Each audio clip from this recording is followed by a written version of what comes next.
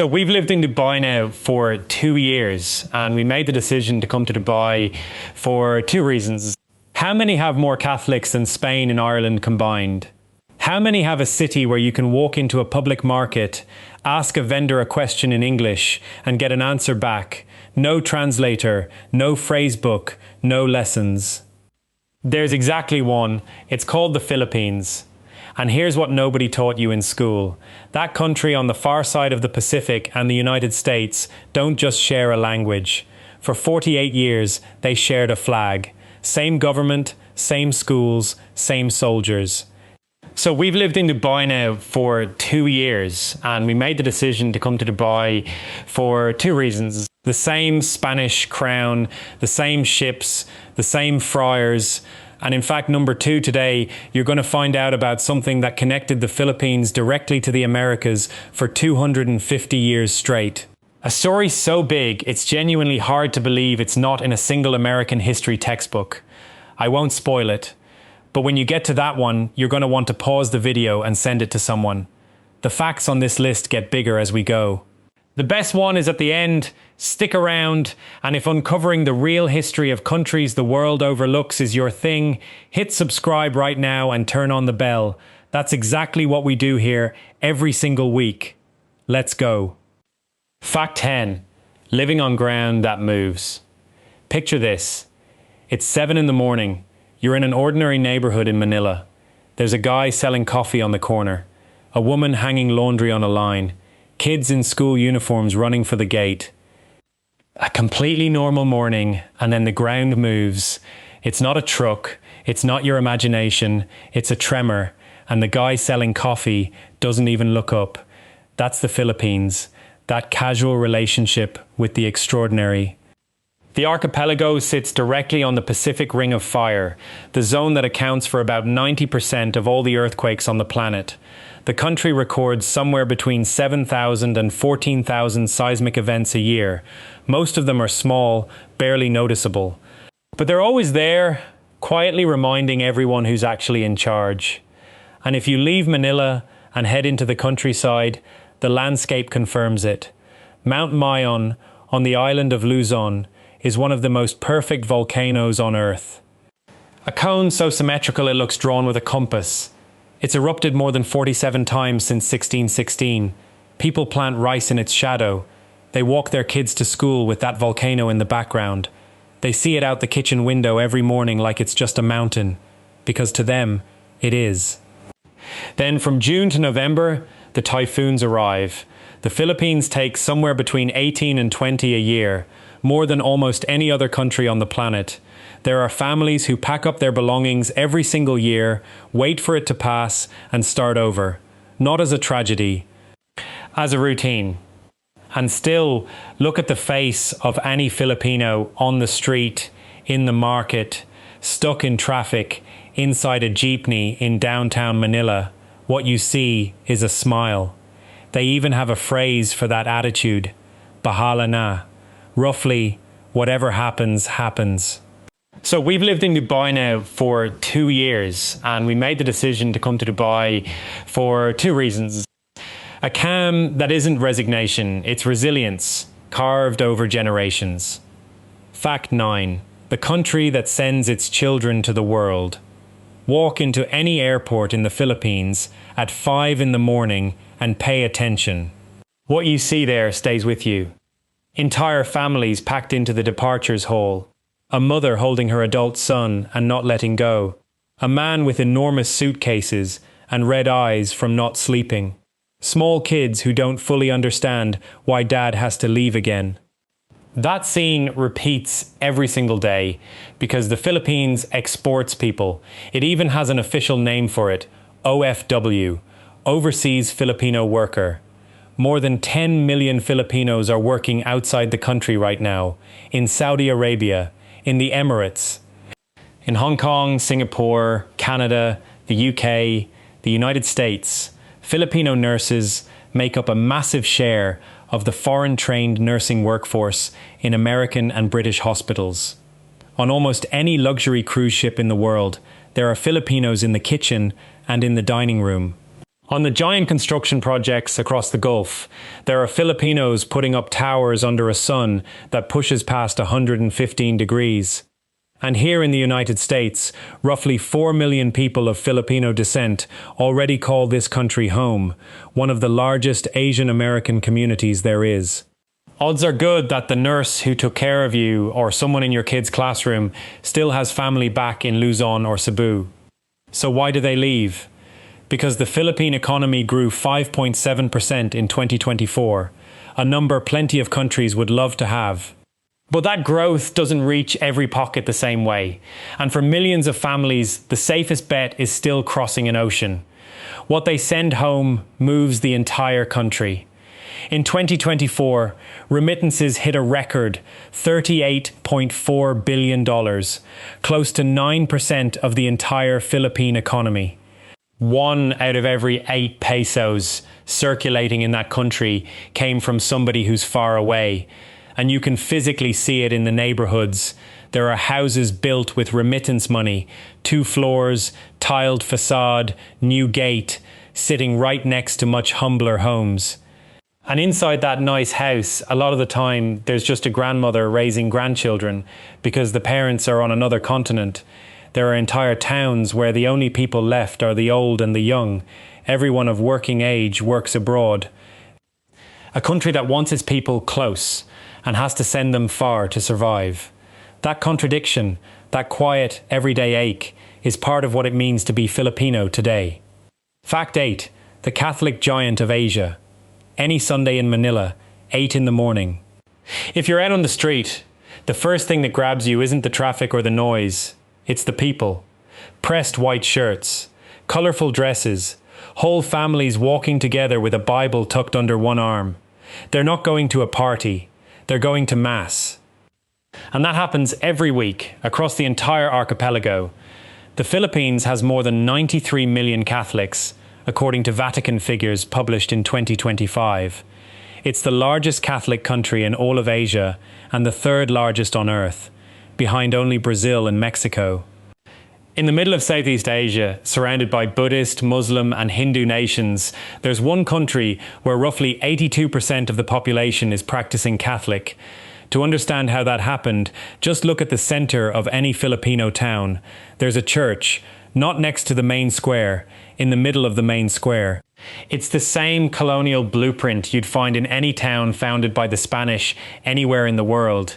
Church first, everything else arranged around it. When the friars arrived in 1565, they learned the local languages, translated the catechism into Tagalog and Cebuano, and built those stone churches that are still standing today. The faith got woven into the local culture until you couldn't separate the two. 333 years later, the Spanish left. The crosses stayed. Holy Week in the Philippines today is something you have to see to believe. Night processions fill the streets with thousands of people carrying religious images barefoot, in silence, holding candles. And in some towns in the interior, this part is genuinely hard to find anywhere else on the planet. There are people who have themselves actually crucified. Real nails through the palms onto wooden crosses as an act of penance and devotion. The church doesn't officially approve of it. The church also hasn't been able to stop it. They've been doing it for decades. That's faith that doesn't need anybody to explain anything to it. Fact 7. How ordinary life actually works. Let's put the big numbers aside for a minute and go down to street level. Because to actually understand the Philippines, you have to understand how a regular person lives on a regular Tuesday morning. The most iconic vehicle in the country is the jeepney. And here's the part Americans always love. They started out as US military jeeps, left behind when American troops pulled out at the end of World War II. Filipinos took them, stretched them, painted them in blazing colors. Gold, red, electric blue, added neon lights, put saints on the dashboard and hand-painted names across the body. And turned them into the most colorful public transportation on the planet. Today, jeepneys run through every city in the archipelago, packed with people, music, and saints. Basically a party in motion. Rice is in every meal. Breakfast, lunch, dinner, there's rice. It's the backbone of Filipino cooking, which blends three completely different worlds: the Malayo-Polynesian base from the original peoples of the islands, the stews and fried dishes the Spanish brought, and the soy sauce and ginger that came with Chinese traders. The result is a cuisine that doesn't resemble anything else. Dishes like adobo, meat braised in vinegar and garlic, or sinigang, a sour tamarind soup that a lot of Filipinos will tell you is the taste of their childhood. Family is everything. Filipinos don't put their elders in nursing homes. They fold them in. It's completely normal for 3 generations to live in one house. Grandma raises the grandkids while the parents work. The adult children financially support the parents as they age. And when there's a celebration, a birthday, a baptism, a graduation, the party runs for days and everybody fits. Uncles, cousins, neighbors, and the friend of a friend nobody can quite remember meeting. And what's the national sporting obsession? Basketball, not soccer, not baseball, basketball. In a tropical country that's hot year-round, the NBA is basically a national religion, running roughly neck and neck with the Catholic Church. Americans brought the game over in the early 1900s. Teachers and soldiers introduced it into Filipino schools, and it never left. There are makeshift courts in every neighborhood, every village, every island. A plywood backboard nailed to a utility pole, and barefoot kids playing under the sun until it gets too dark to see. That's the Philippines. Color, rice, family, and a basketball hoop on every corner. Fact 6. Spanish surnames without Spanish blood. Walk around Manila and read the signs.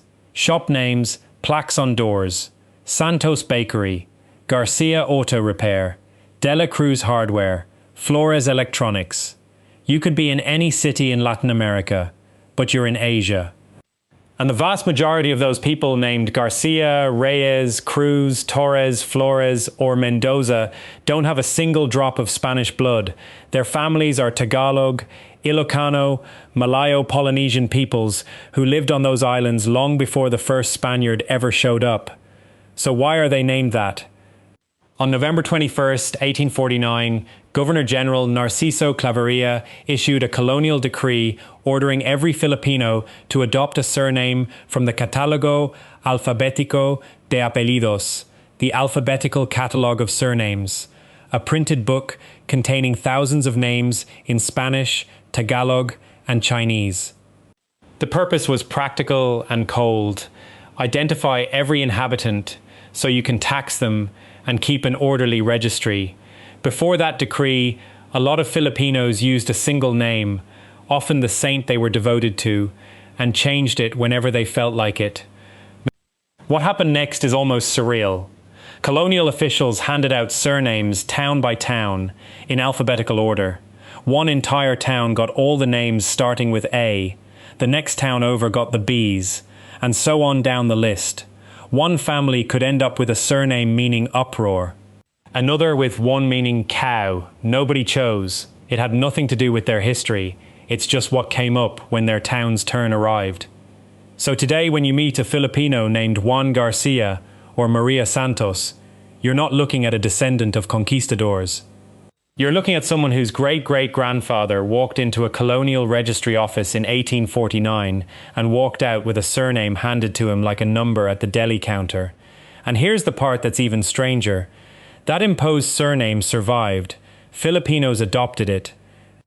They carved it into their grandparents' headstones, they painted it on their storefronts, they passed it to their children and their grandchildren, a name born from a colonial filing system turned into family identity, into pride, into something they feel is completely and entirely theirs, even though it arrived by decree. That's how culture works.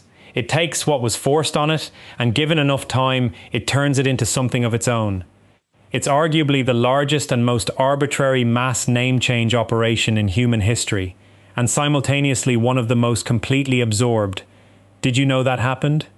Tell me in the comments, and if you're enjoying the video, a like genuinely helps this reach a lot more people. Fact 5. A language that speaks Spanish without knowing it. Here's something that surprises almost every American who visits. English is an official language of the Philippines. Signs, contracts, courtrooms, universities, all English. Most Filipinos slide back and forth between English and Tagalog mid-sentence. They call it Taglish, and they do it without thinking about it. But listen closer to the Tagalog half, and you'll hear something else entirely. Picture a market in Manila, a woman buying vegetables. She asks for a mesa, a silya, a kutsara, a tinidor. Then she checks the clock and says, "Alas 5, 5 o'clock," pays, and leaves. That woman never studied a day of Spanish. She has no idea she's using Spanish words. To her, that's Tagalog. It's the language she's spoken her whole life. Spanish officially disappeared from the Philippines in 1987, when it was dropped as a co-official language. But it disappeared from the paperwork, not from people's mouths. Linguists at the University of the Philippines estimate that modern Tagalog contains somewhere between 8,000 and 10,000 words of Spanish origin, between 20 and 33% of everyday vocabulary. And these aren't technical or academic words. These are the words of the kitchen, the house, the body, and the clock. Mesa is table, silya is chair, kutsara is spoon, from kuchara, tinidor is fork, from tenedor, bintana is window, pinto is door, from puerta. When a Filipino tells you the time, they're using colonial Spanish numbers with a Tagalog accent. The days of the week, lunes, martes, miércoles, jueves, viernes, are Spanish days of the week, spelled the way Filipinos say them. And it's not just the kitchen and the calendar. Walk into a hardware store in Manila, and the guy behind the counter talks about tornillo, screw, and martillo, hammer. Go to a butcher, and you'll hear carne. Walk into a church, and people talk about misa, about pari, from padre, and about santo. In the markets they haggle using barato and precio. On the streets you'll hear esquina for corner, calle for street, plaza for plaza. Spanish didn't just leave a few loose words behind. It structured the way Filipinos name the physical space they live in, the objects they touch every day, and the social relationships that matter. It's so integrated that nobody sees it as foreign anymore. It's just Tagalog. And here's the part that's even weirder. Some of those Tagalog words didn't come from the Spanish of Spain. They came from the Spanish spoken in the Americas during the colonial period. Words that reached the Philippines aboard the ships crossing the Pacific, which is exactly what we're covering in fact number 2. For now, just know this. Tagalog contains words of Nahuatl origin. Nahuatl, the language of the Aztecs. Those words crossed an entire ocean and stayed in the Filipino language forever. The Philippines is the only country in Asia whose everyday language carries words from pre-Hispanic Mexico. That detail alone could be its own movie. Fact 4. The man Spain executed, and who won anyway. Picture a 35-year-old man, a physician, an eye surgeon, a novelist, a sculptor, a polyglot who spoke Tagalog, Spanish, German, French, English, Italian, Japanese, and Arabic, among others. Born in the Philippines, educated in Europe, sent back to his homeland with one clear mission: wake it up.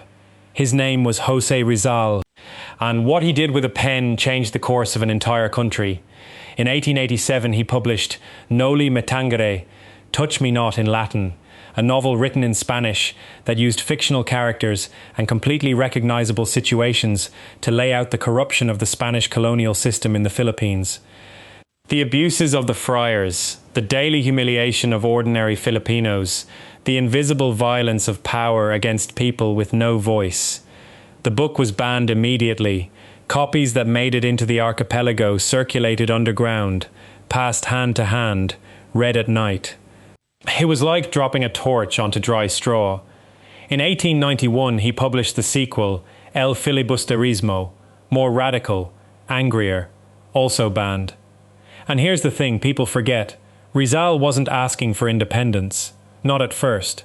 He was asking for something that sounds almost modest. That the Philippines be treated as a Spanish province, with the same rights as any province on the mainland. representation in parliament, freedom of the press, equality under the law. The colonial government said no, and exiled him to Dapitan on the island of Mindanao.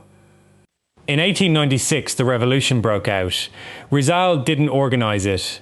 They accused him of inspiring it anyway. They tried him in a proceeding where the verdict was decided before it started. They convicted him of rebellion and sedition, and on December 30th, 1896, they marched him to Luneta Park in Manila to be shot.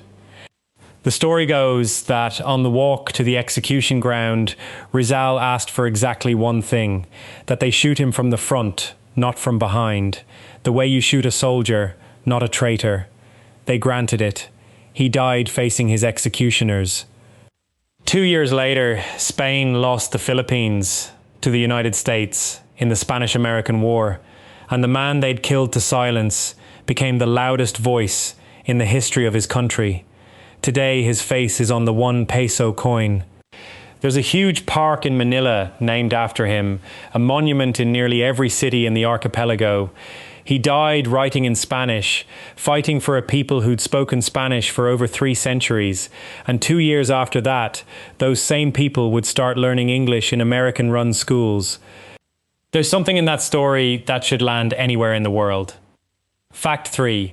The only Spanish-speaking city in Asia. There's a city in the southwest of the Philippines called Zamboanga. Almost 1 million people, surrounded by ocean. And it has something that exists nowhere else on the continent. Walk into any market in Zamboanga, stand next to any stall, and listen to the conversation between the vendor and her customer. If you've ever taken a year of high school Spanish, you'll catch pieces of it, probably more than you'd expect. That's because in Zamboanga, the first language isn't Tagalog and it isn't English, it's Chavacano, a Creole language born almost 4 centuries ago from the collision of colonial Spanish, workers brought in from every corner of the empire, and the native languages of the southern Philippines. It is the only Spanish-based Creole that exists anywhere in Asia, and it's still alive. 60 to 70% of its vocabulary has Spanish roots. The grammar is entirely different. There are no verb conjugations. Tense gets marked with particles instead. Yo come, tu come, hele come. Past and future are built with small markers rather than changing the verb. Some nouns have no gender at all. Perro hombre for a male dog, perro mujer for a female one. Plurals get formed with maga, el maga perro instead of los perros. Spanish colonials called it Español Chabacano. Chabacano meaning crude, tasteless, without craft. That's where the name stuck. But that crude language survived Spain's departure. It survived the American occupation. It survived the bombing of World War II. It survived the Marcos dictatorship. And it survived decades of education policy that pushed English and Tagalog as the only legitimate languages. It survived all of it. According to the Instituto Cervantes, as of 2024, there are more than 560,000 Chavacano speakers in the Philippines. Most of them in Zamboanga and on the island of Basilan. There are radio stations broadcasting in Chavacano, television channels, literature written in it. The city calls itself Asia's Latin city, and it doesn't mean that as a metaphor, it means it literally. Think about what that took. Spain left in 1898. The United States showed up and spent decades installing English in the schools and in government. Tagalog was declared the national language. Every single force pushed in the same direction toward Chavacano disappearing. And instead, grandparents taught it to their children. Those children passed it to their grandchildren. Radio stations put it on the air. Poets wrote in it. A language the Spanish themselves called vulgar turned out to be more durable than the entire colonial apparatus that tried to crush it.